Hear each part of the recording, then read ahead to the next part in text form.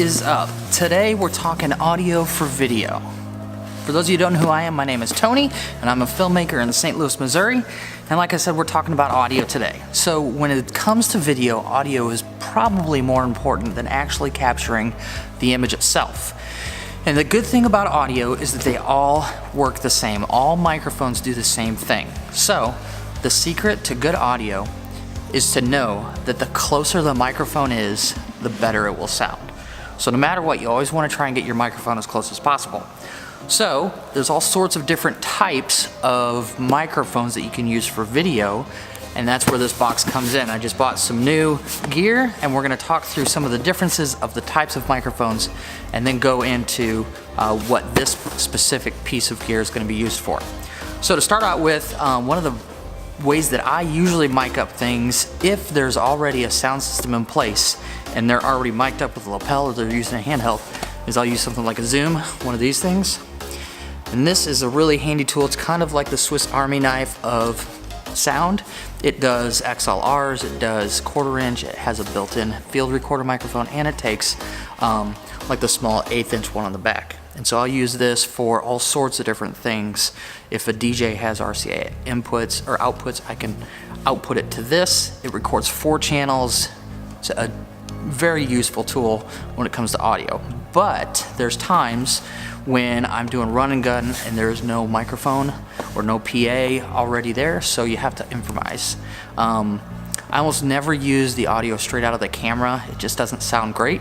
If I'm gonna do run and gun, then I'll use something like this, which is just the Rode VideoMicro, which is 60 bucks. It's super cheap. It comes with a dead cat, which is what this thing is called, and it cuts down all the sound, but it just sits right on top of your camera, plugs right into the back, and you've got sound.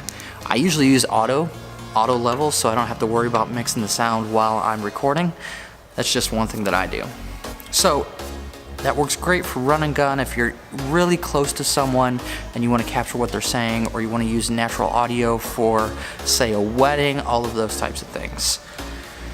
But there's times, so like this past Friday I was filming in a locker room and I wanted to get the coach's speech, and all I had with me was this sitting on top of my camera, and the audio didn't sound great. So the other option is to use a lapel, which clips onto them. And there's 2 types of lapels that you can use. You can use a wireless lapel, which still has a body pack. It goes on their belt or whatever, and then the lapel kind of sits here close to their neck, because the closer the microphone is, the better it's gonna sound. The other option is to basically get a smaller version of this, the H4n, that takes a lapel, and they can just record straight to this in their pocket, which is what this is. So I bought a Zoom F1. They just came out with this recently, like the beginning of the year, and I've used other things. They have an H1, but it's kind of long and skinny and kind of a pain to do, and they came out with this smaller body pack, so I figured I'd just go ahead and buy one, see what it's like. We can do a review on it after I've used it a little bit, but I wanted to unbox it with you. So I bought this one specifically at Amazon because it comes with a kit. It comes with the F1 with a boom microphone, but then it also comes with a lapel as well. So we'll get in here and see what's going on.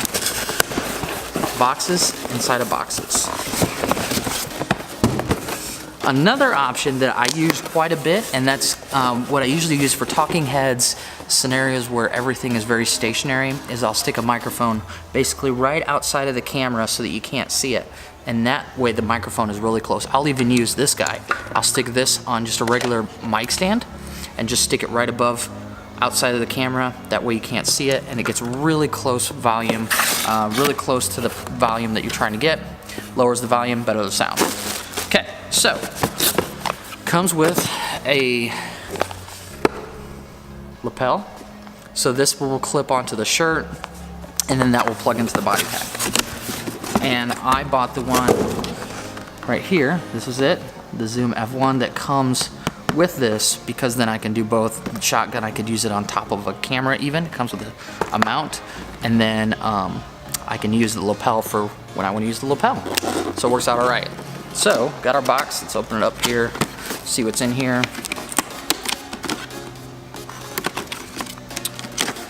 The way that you know which audio source to use to record the best audio is basically trial and error. If the best thing you can do is just remember, keep getting the microphone as close as possible to your subject. Whatever you're trying to record, get it close to the subject. All right, so here we go. It's nicely packaged. We got it all together. It comes with a windscreen, and like I said, it comes with a shock mount. So this guy mounts right on top of the camera with a hot shoe. So just unscrew it, boom, and then you mount the body pack, which is right here. This guy looks really nice. Goes right on here, and that will go right on top of your camera, and you can use it basically as an upgraded version of the Rode VideoMicro. Now most of the time I won't do that because you have to make sure that the battery's plugged in and there's power and all sorts of stuff. I just don't need to worry about that. But for times when I want to use this as a lapel or a shotgun mic, or I need an extra ambient mic, this is going to be a great extra tool to keep in my kit. Comes with this shotgun mic.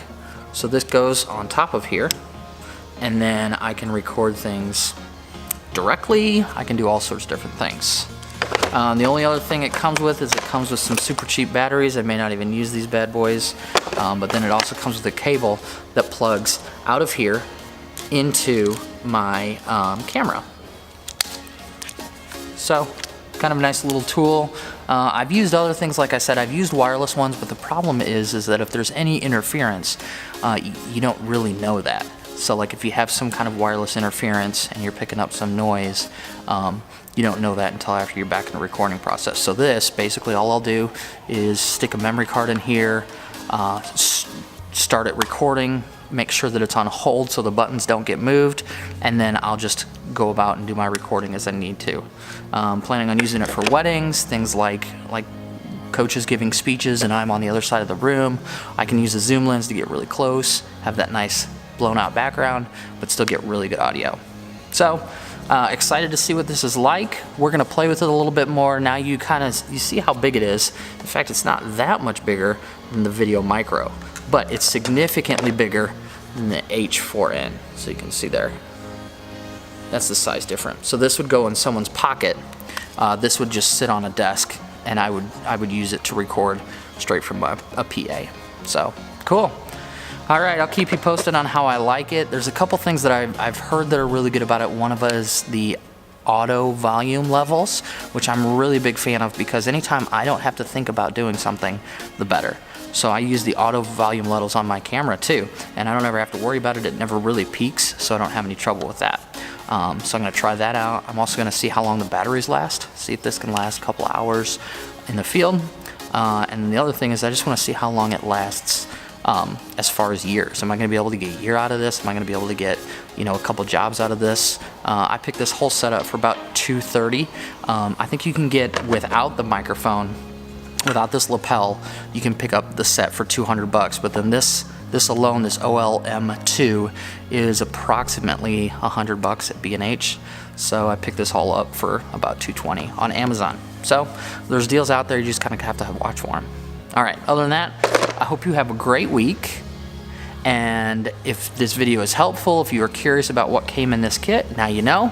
Like the video, comment if you have questions about how I use audio for video. If you have any questions at all, I'd love to talk to you about camera stuff. Cool. Have a great week. We'll see you in the next video.